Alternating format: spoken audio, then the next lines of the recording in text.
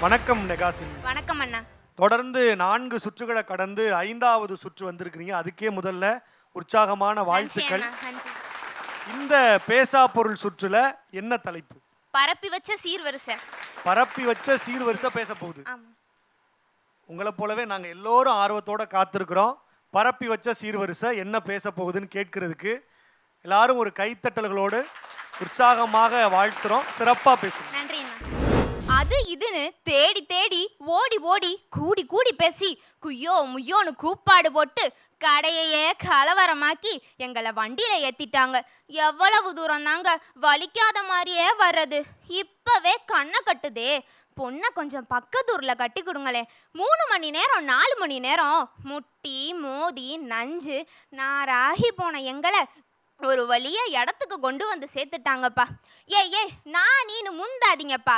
உன்னையும் தான் இறக்க போறாங்க, என்னையும் தான் இறக்க போறாங்க. அட்ரா புட்ரான்னு அண்டாங்குண்டாவை தூக்கி பின்னால வை, அடுக்கு சட்டியை தூக்கி முன்னால வை, பீரோவை இந்த பக்கம் வை, கட்டில் அந்த பக்கம் வை, கிரைண்டரையும் மிக்சியும் கிழக்கால வை, வடக்கால வாஷிங் மிஷினையும் ஃப்ரிட்ஜையும் வை, தட்டு முட்டு சாமானெல்லாம் தள்ளி வை, அடுப்பையும் அஞ்சாரத்தட்டையும் அதுக்கு பக்கத்துல வை. அப்பப்பா காதே கிழிஞ்சு போச்சு. இந்த அளப்புற ஆறுமுகத்தை ஓரம் அணிக்க சொல்லுங்க. இப்ப பாருங்க நாங்க எவ்வளவு அழகா இருக்கோன்னு. அங்கிட்டு இங்கிட்டுன்னு எங்கங்க பாக்குறீங்க? இங்க பாருங்க, நான் தான் பரப்பி வச்ச சீர்வரிசை பேசுறேன்.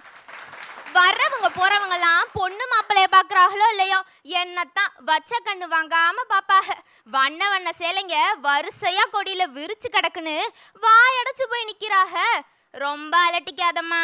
புதுசுங்கிற மவுசு கொஞ்ச நாளைக்கு தான். மவுசு குறைஞ்சோன்னு மூச்சு முட்டை அலமாரியில அடைச்சு வைக்க போறாக. புது பொண்ணு மாப்பிள்ளைய உட்கார வச்சு உல்லாசமா ஊர் சுத்தி காமிக்க போறது நான் தாங்க. மாப்பிள்ளை மட்டும் மவராசனா இருந்தா என்ன நல்லா பார்த்துப்பாரு.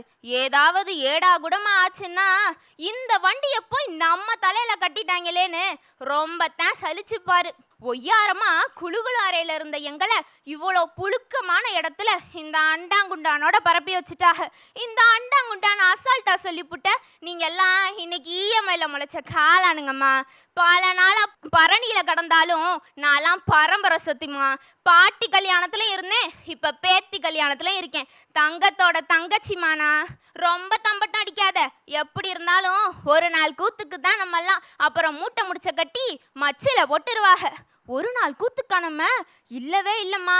வரவேற்பறையில தொடங்கி அடுப்பாங்கரை, பூஜை அறை, படுக்கறை, கழிப்புற வரைக்கும் நம்ம ராஜ்யம் தானே. சரியா சொன்னம்மா. இப்படி இருந்தனா எப்படி ஆயிட்டேன்னு புகுந்த இடத்துல பொண்ணுக்கு கெத்த கொடுக்கறதே நம்ம தானே. இன்னைக்கு ஒரு நாள் மட்டும் நம்மளை பரப்பி வைக்கலன்னா கல்யாண பொண்ணு ஆயுசுக்கும் மூளையில உட்கார வச்சிருவாங்க. பரப்பி வச்ச சீர்வரிசையும் பார்த்து பார்த்து வாங்கின தங்க நகைகளையும் விட மணப்பொண்ணோட புன்னகை தாங்க ரொம்ப பெருசு. கெட்டி மேளம் டும் டும் டும் டும். அப்பாடா தாலி கட்டிட்டாங்கய்யா. இவங்க தாலி கட்டுறதுக்குள்ள நம்மளை படுத்துற பாடு இருக்கே. நாள் கணக்கா சொல்லிக்கிட்டே இருக்கலாம். பகட்டுக்காக சீர்வரிசை பரப்பி வைக்கலங்க. பகட்டுக்காக சீர்வரிசை பரப்பி வைக்கலங்க. நாங்களும் புகுந்த இடத்துக்கு தான் போறோம். அங்க ஒண்ணு இங்க ஒண்ணுமா குறை இருந்தாலும் ஊதி பெருசாக்காம வயிறார சாப்பிட்டுட்டு மனசார வாழ்த்திட்டு போங்க. நன்றி, வணக்கம்.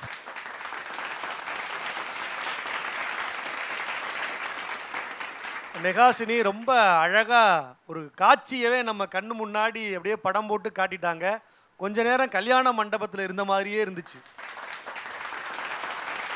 ஒரு சிறப்பான உரையை நெகாசினி வழங்கி இருக்கிறாங்க. இந்த உரை நடுவர்களை எந்த அளவுக்கு ஈர்த்தது அப்படின்னு கேட்கலாமா? முதல்ல அன்பிற்கினி அண்ணன் பாடலாசிரியர் நிரஞ்சன் பாரதி அவர்கள். சீர்வரிசை பேசுவது போன்ற உன்னுடைய இந்த பேச்சு தமிழ் உலகத்துக்கு கொடுக்கப்பட்ட ஒரு சீர், சங்கரா டிவியால் கொடுக்கப்பட்ட சீர் நெகாஷினி என்பதை நிரூபித்திருக்கிறது.